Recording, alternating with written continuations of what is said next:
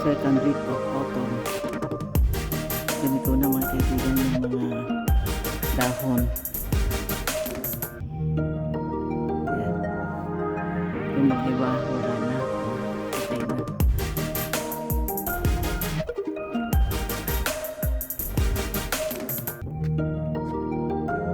Ito ang kagandahan ng autumn, yung mga nag-ibang kulay ng mga puno ng kahoy.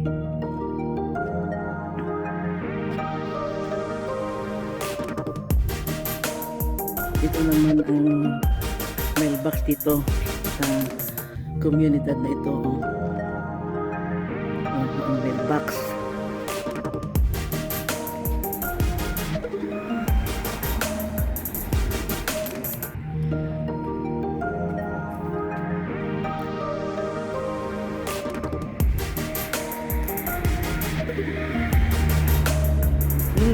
May school bus na doon, oh, yung malaki.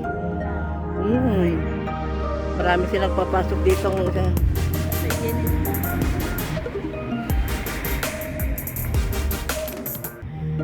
Ito na siguro yung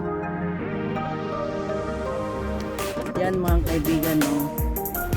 Yung mga ewan ko lang kung ito yung bus na sinakyan ni Blake ay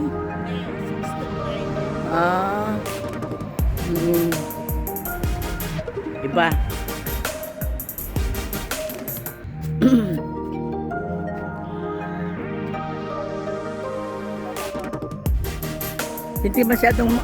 Hindi masyadong makalaki yung ano, itong mga maple tree.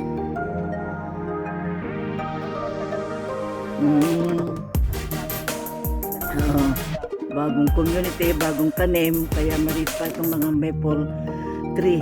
Ito ang mga dahon ay pula, pero ito mga yellow.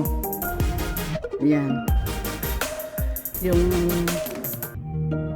yung pinupuntahan namin na doon sa dulo ng daan na ito. Baka marami pa ring wild geese ngayon.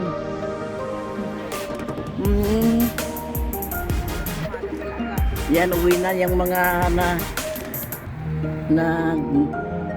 tatrabaho.